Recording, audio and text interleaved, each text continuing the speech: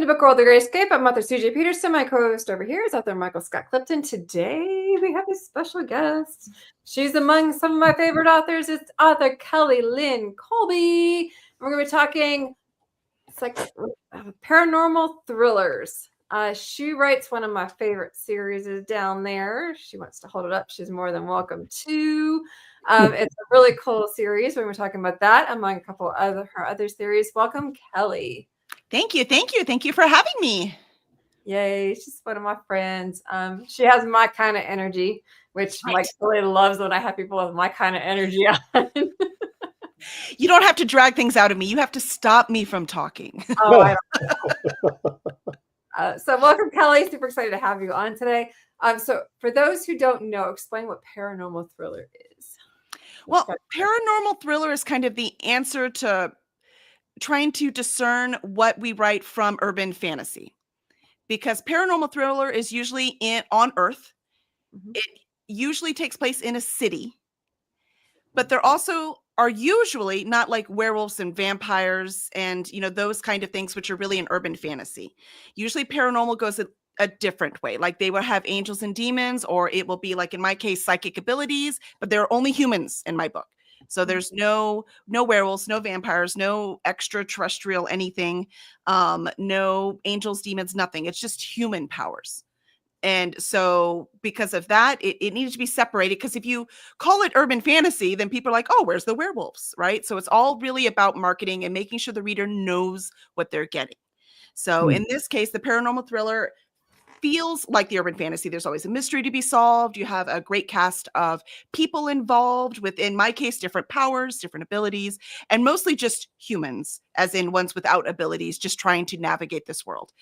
And so that is usually, they're also very fast paced. So that if this is something you want to get into, it's one of those you don't put down till you're done kind of thing. So that's really the paranormal thriller MO. Mombi's with us today. Hey, Mombi. So let's start with my favorite series of yours. I'm going to bring that one up. I loved it, and no, I could not put it down. So why don't you explain what it is? We'll start with The Collector.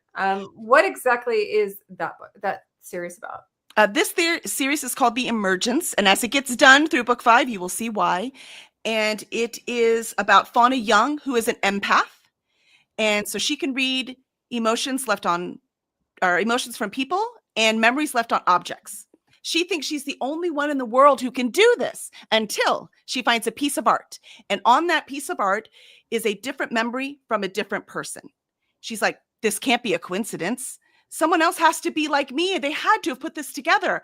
I'm going to go meet this artist. I'm not alone, finally. So she goes to meet him, and he's been murdered. And now she has to solve his murder, or she could be next. But she kind of runs into a little bit of a glitch, doesn't she? She does. She definitely does. And so through this series, right now, there are 3 books out: The Collector, The Healer, and The Twins. And as I hinted at, this is a 5-book series, so there are 2 to go. And in each book, there's a different murder mystery for her to solve, but also her powers keep expanding, and she doesn't know why. It's really cool. And like I said, it's one of those you really don't want to put down. If you get scared easily, don't read it at night. I will tell you that. There is a creepy factor. There's a little bit of a creepy factor, but it's really good. I will say that, like I said, it's one of my favorite series of yours, and I love it. You also have another series that's out there. Would you like to tell them about that one? I do. I did not grab that one down, but that one is a YA fantasy duology. That one is really good for younger readers, and it is safe in quotes for younger readers, content-wise, I should say. Emotionally, it's not safe for anyone, but it is. It's just a very typical YA fantasy. It is a quest where a set of royal twins go on a quest to decide who is the true heir, but true heir doesn't mean what they think it does. So it is a world devoid of magic, except it's not devoid of it. It's just sleeping. So as they go on their adventure, it actually wakes up. And then each of the twins, they have to decide, Talia and Tannen, they have to decide what kind of ruler they want to be. And that's how they decide really who should be ruling. It's very interesting. It's very fun. I had a great old time with it. Well, there's 2 books in that series? There are 2 books in that series. Yep. And that one is complete. Wow. But it's great for younger readers. Highly recommend. Very cool. Now you're also in an anthology series. Yes, I'm in quite a few anthologies, but with our company, we are with the my gosh, I don't remember what the anthology series is called. Oh, Legion of Dorks Presents. I forgot. Because, it's for charity, so I couldn't remember what it is. So Legion of Dorks is a group that I am involved with, and every December they do a charity for Toys for Tots. Oh, And we were like, "Oh, we can help. Let's do an anthology." So we put together the anthologies. So all the profit after the cost of the book goes straight to Toys for Tots. oh, So nice. I do have a story in all of those books, I think except the last one because I got very busy and didn't have time to write one. So I do have stories in that, but I have stories in quite a few anthologies spread out across the universe. All Does Dragon Ship have a book anthology going on? we don't. I thought that you guys did one with is that the one you were just talking about? I mean, they're short story anthologies. Yes. Yeah, yeah. So that's what all of those are. They're short story anthologies. Okay. Okay. Okay. So could you tell us a little bit about Cursed Dragon Ship and where it got its name and how it got started? Cursed Dragon Ship will be 7 years old this July. Oh, So we're just keeping chugging along, man. We are a small press located here in Houston, Texas. We publish fantasy, sci-fi, and horror, and all of the micro genres within those larger realms. It is my favorite thing to read, hence it is what I decided to publish because not only do I like writing it, but I also understand the reader because I am the reader. So that is what we chose to publish for that. We also have SG George as our acquisitions editor, and my husband, Kevin Colby, runs all of our tech stuff. But we have a great time with Cursed Dragon Ship Publishing, and that's where the name came from. It took us a long time. And when we first came up with the name, because Cursed for horror, Dragon for fantasy, and Ship for spaceship for sci-fi. When we first came up with the name, we're like, that's a horrible name. So we kept thinking about more names. And then we went back to Cursed Dragon Ship. And then we kept thinking about more names, and then went back to Cursed Dragon Ship. I'm like, well, I guess it's just Cursed Dragon Ship. And that's what we stuck with. very cool. So how many authors do you guys have? We have 14 signed authors right now. Nice. And we have 38 books published. Awesome. Very cool. Awesome. So what's 7 next years. besides 7 years. 7 years. Yep. So what's next for you besides the next in that series for do you have any other series coming out? I mean, I do with the company, but not with me. So with me, I just have the last two in this book need to come out. The fourth book will come out at the end of the year, and then book 5 will come out next year. I wish I could write faster, but I cannot. Just like many of the authors out there, I write in my spare time because my full-time job is the publishing company, right? So that's what I do full-time, and then I write when I can. Okay. So I can't write as fast as I would like to. I hear that. Mhm. Do you have any other ideas kind of marinating in there for your next? Always. I have a second world fantasy that I've already done some world building for. Procrastination. I can say, look, I'm working, even though I'm not writing what I'm supposed to, but I am working because I'm making this new series. But my next one I will go back to my first love, which is second world, high fantasy. That is my love. So that's what I will go back to. Very cool. I'm sure you've been asked this. Mommy says, love that you contribute to Toys for Tots. Great charity. Thank I'm you. sure you've been asked this before, but where do you take your inspiration for your stories? Everywhere. So I travel a lot and I meet as many people as I possibly can. And considering that I'm actually an introvert, I know it's hard to tell because I'm pretty obnoxious. But I'm not shy, but I'm an introvert. So I actually force myself to go out and meet people and shake hands and talk to them and get their stories and do all of those things that we do. Go to conventions just like you guys do, right? Love conventions and go to all of these things to meet people and sit down. We're at the bar with people. We went on a cruise, Wave Riders cruise, highly recommend, by the way. I was the guest editor for Wave Riders, and it was fantastic. This was their first year. Loved it. So even waiting in the hotel before we got on the cruise, there were just people at the bar, and we were just talking to them. So, things like that, just getting inspiration from that. And then travel will give you so much to pull from. And if you don't have a lot of money, I haven't been to Europe since I was 16, right? I don't have a lot of money either. But just, take your car and drive 3 hours east, take your car, drive 3 hours west, right? Just go and see other things. And you can get so much inspiration from that.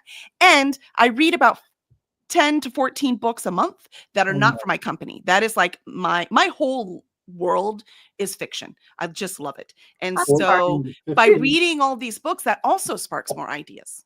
I'm sorry. When do you have time to read 10 to 14 books a month? I don't do anything else. Notice I was reading. I don't know if you saw I was reading before you let me in. So like all of my spare time, I read.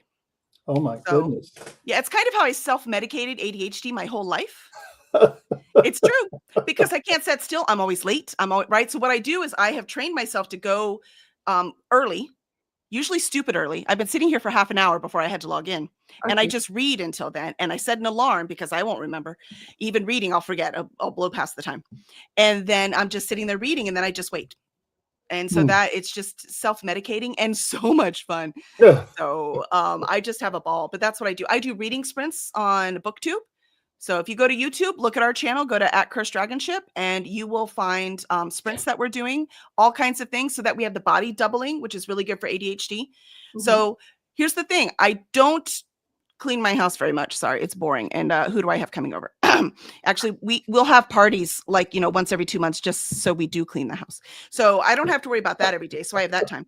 And then I also don't do anything else. I don't watch movies. I don't watch TV. I don't have any other hobbies, right? I don't do anything else. I used to cook and bake. I don't even do that anymore. The only thing I do for fun is reading. You ready for the cool part?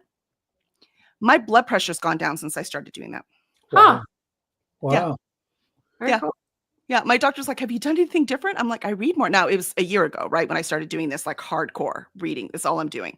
And I was like, no, I haven't changed my exercise. I didn't change my diet. I didn't change anything except I read now instead of doing those other things. And my stress level dropped. And so did my blood pressure. Good grief. Mm-hmm. Well, I think it's, I think it's pretty much common, that for most authors, they were avid readers before they became writers. Right. And I think that's pretty much true of pretty much any successful author, but really any author at all. And if they weren't readers before, I've got a question for you, Kelly, that is a burning one that will continue long after this podcast, and we've asked other guest authors as well. Generative AI versus assistive AI. Do you, with the advent of AI in writing and the controversy over the use of AI in, on one hand, assisting authors, kind of like, other writing aids used to, Grammarly, Scrivener, that sort of thing, as opposed to the generative AI that basically is doing the writing for the authors themselves. Have you run into this, and what's your opinion of that? Well, my opinion is we can't fight what's happening because it's going to happen anyways. So what we have chosen to do is to be as human as possible.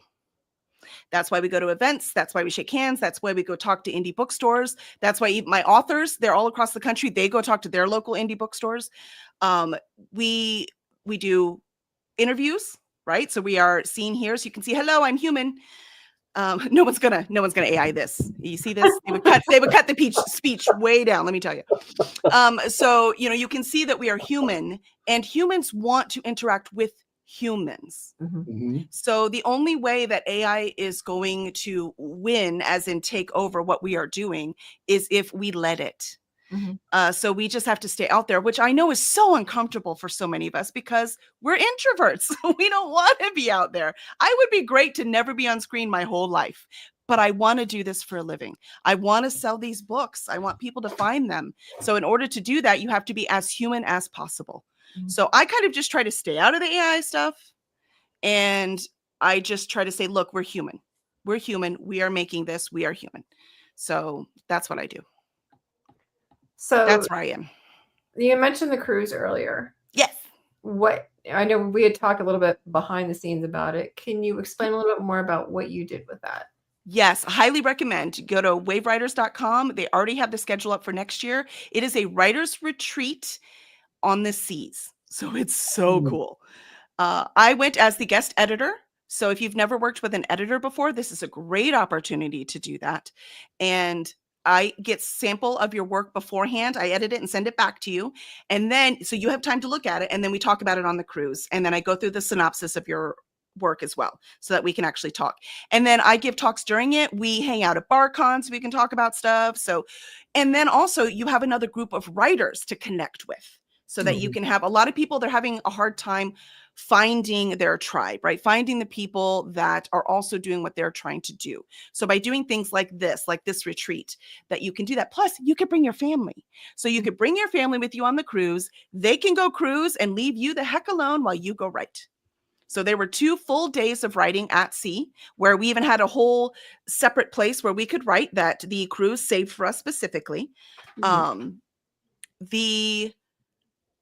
And then there were 2 days where you were able to go to shore, right? So there were excursions and fun stuff you could do. Or if you didn't want to, you could just stay on board and write.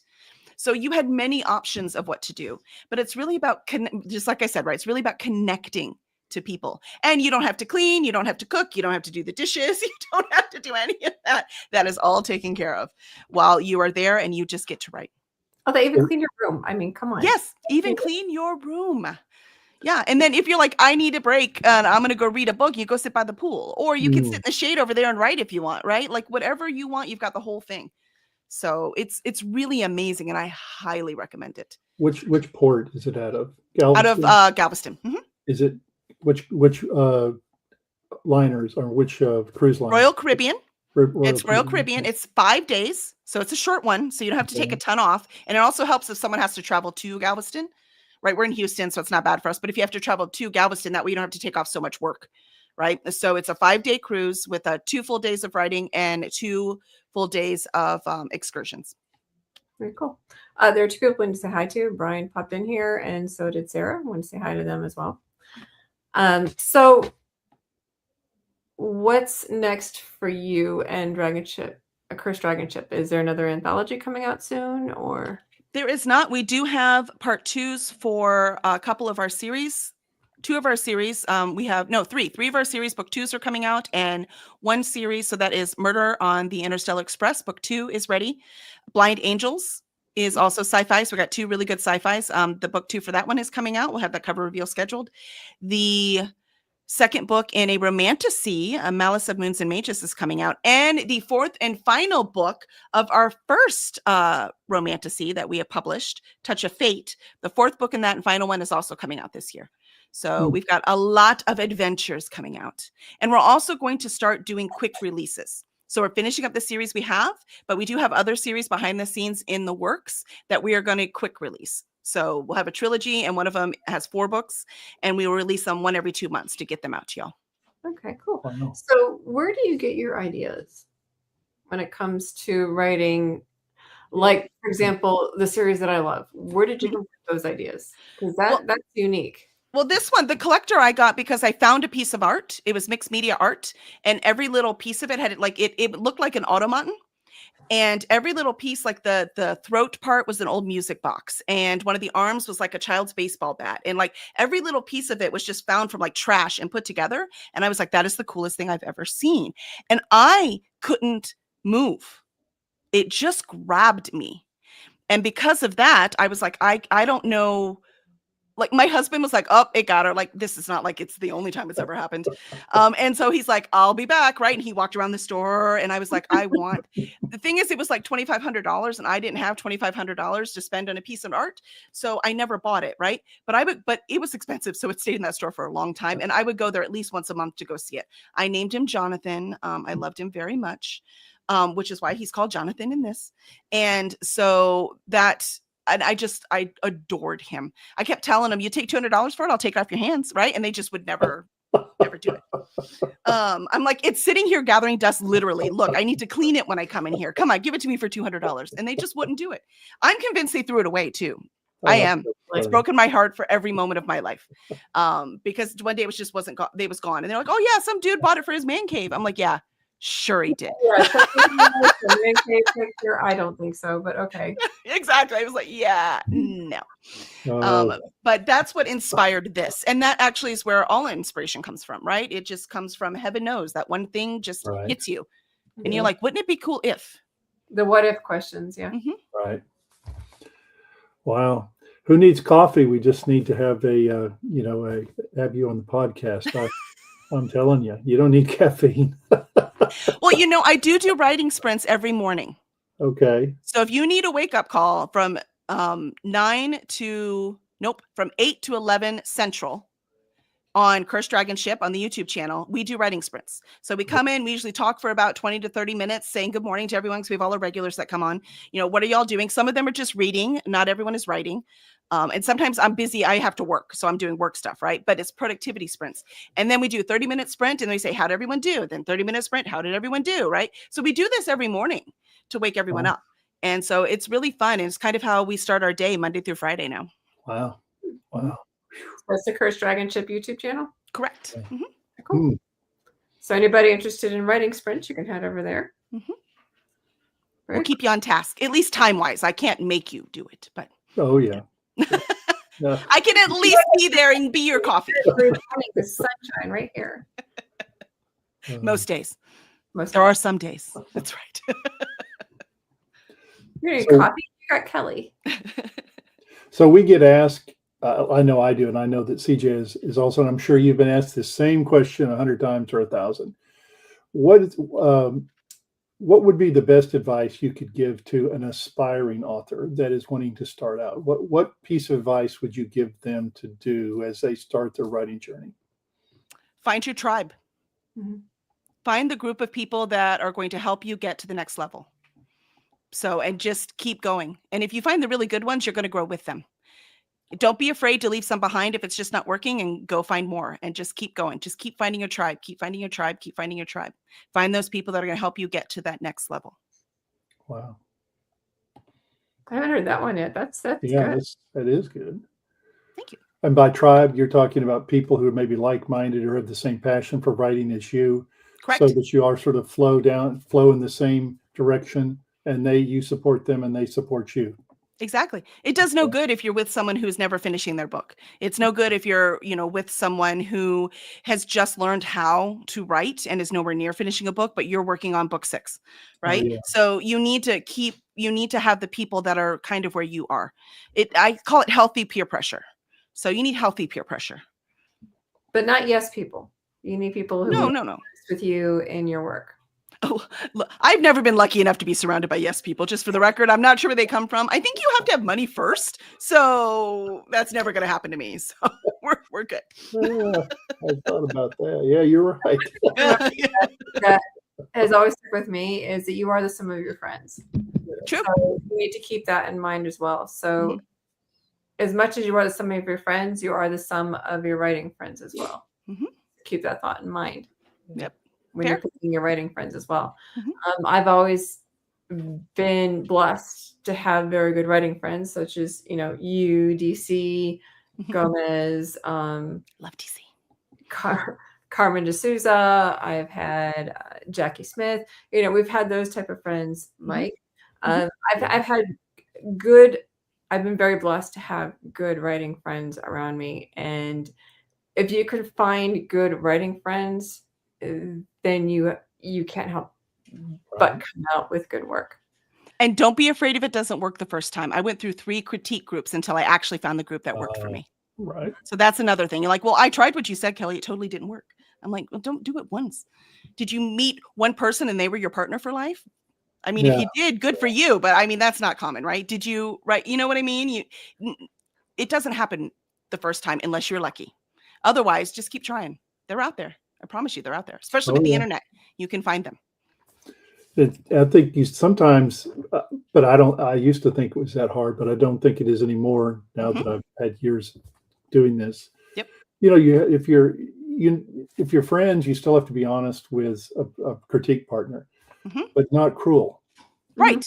And exactly. I think sometimes, I think shouldn't be a learning curve there, but I think sometimes, when you're trying to be honest with someone, you can couch it in a way that doesn't just rip their heart out. And I would think that would be intuitive, but it isn't always intuitive. Plus, as an author, you also need to grow a thicker skin.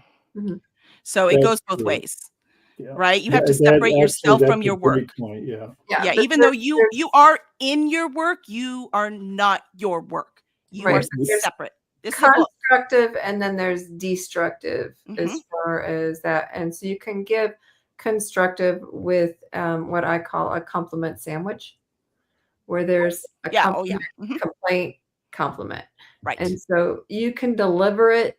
It's in the delivery Mhm. and how you deliver it. And then there's destructive where you just come in like a wrecking ball. Oh yeah. And so you Yeah. got to be careful on Yeah. how you deliver that. That's why when I edit people's work, I also make sure to mark things I like.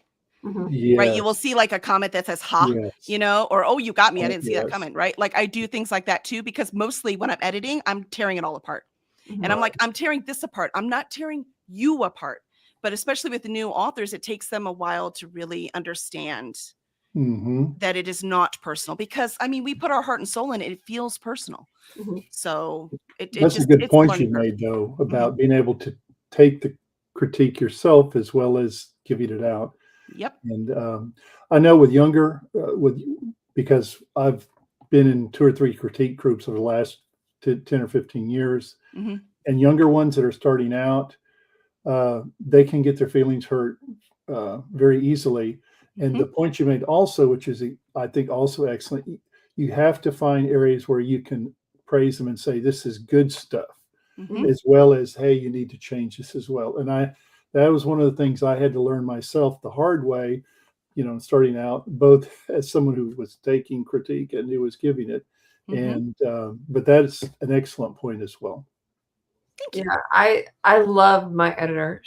When she does her editing, it's like she's looking over my shoulder like, didn't we talk about this last time? Or that was really good. I like how you did that. Or no, didn't I slap your hand on that one? Well, when you get a really good relationship with your editor and you've worked with them for a few years, things change. Like Kevin Petway, he's the first author that I published with the company. And one of the things on one of his books there was a scene, and I just wrote, "You could do better." And he talks about that one a lot. It's like when you have an editor, and like I have 19 books out. So when you have an editor and you've developed that relationship with them, it's like you don't want another different editor because you have gelled really well with that editor, and you can do stuff like that. Those first few books, it's kind of like you have to be very kind of like, do I gel with this editor or not? Mhm. And once you do, then it's like no other editor can even remotely touch it. Probably, but it's also healthy to have different voices. It's also healthy to have some different editors. Yeah. Yes. Well, I have a content and a copy editor. Yeah. And so she's my content editor. Mhm. My copy editor is different, but she's my content editor. That's And good. You so should always have two. yeah. So my content editor is the one that does that. And so, but my copy editor is always different. I know we're running out of time, but I've got one last quick question for you, Kelly. So as you have done this publishing now for 7 years, do you find with more experienced authors, going back to the, give and take on, hey, or suggestions to do this or do that, that the more experienced authors are, the more resistant they are to suggestions, or do you feel that's just not germane at all? Not for me, at least not for authors I work with. Okay. But we work as a family at Curse Dragon Ship, right? We're small. And so usually when we have a new author that wants to, get published through us, then we usually give an R&R, which is a revise and resubmit. So we will revise the manuscript and then we'll send it to them and see how they respond. Oh, So it's kind of like a job interview. So I actually find the more authors are with us, the longer they are with us, the better they react to, because they know what to expect. They know what's going to happen. I have one author that that crosses genres too. So very complicated books, very complicated mysteries, and really huge surprises at the end. But he just discovery writes the whole thing. He doesn't have an outline. So 9 times out of 10, I've done 8 of his books now. 9 times out of 10, I have to tell him to rewrite that first book. It happens every time. But at this point, he's like, I know I'm going to have to rewrite it. Just send me the things. I'm like, if you'd write an outline. He's like, nope. I'm like, okay, well, then this is what we're doing. Well, Kelly, you're a real treat. Love having you on every time. So those who want to learn more about Kelly and Cursed Dragon Ship, you can head over to curseddragonship.com. That's curseddragonship.com. So make sure to check it out. You can also find her books, I'm assuming, on there as well. Yes. You can also see, I'm assuming, where they're appearing on there. Yes. Okay, so check it out. Next week, we're going to have Laura Evans, who is the director of Texas Book Lovers Convention, and we'll learn more about that next week at 4:00 p.m. In the meantime, see you guys next week.